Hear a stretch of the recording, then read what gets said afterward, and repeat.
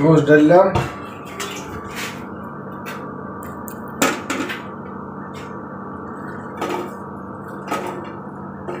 গোটা রসুন রেখে দিলাম, দিলাম কি আদা বাটা, মরিচ বাটা সব কিছু ডালে দিলাম, পেঁয়াজ দিলাম, পেঁয়াজ 4টে কাটছি, দুইটা অনুযায়ী দিয়ে দিতেছি, আর 2টা ভাজি উপরে দিব, তেলে ভাজি, তারপরে উপরে আপাতত শেষ। হ্যাঁ, আগে সব কিছু রেডি করে রাখছিলাম, এই কারণে সময়টা কম লাগতেছে।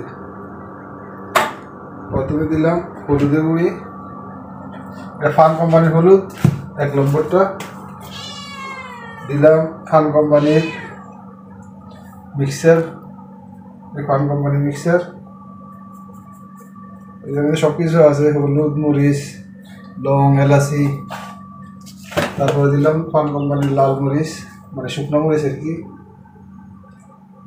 হালকা একটু কমাই দিই যেহেতু আমি কাঁচামরিচ দিছি। তারপরে দেওয়া শেষ, তারপরে দিতেছি আমি লবণ,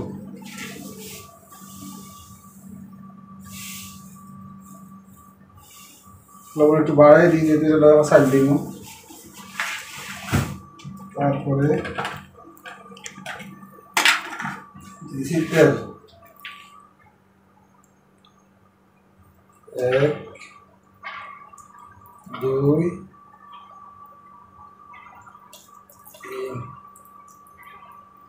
এটা একটু বেশি দিলাম, আবার সাইড দিব করে এবার নিতেছি মিক্স করে।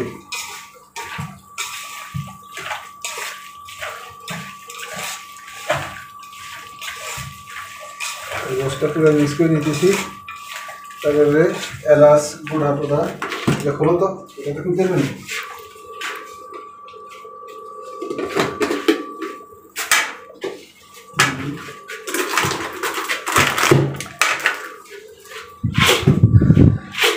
তো বেশি বালা না রে, তারপরে নিতেছি কি করবো, নাই কিছু করার নাই, ফল আছে নিচে,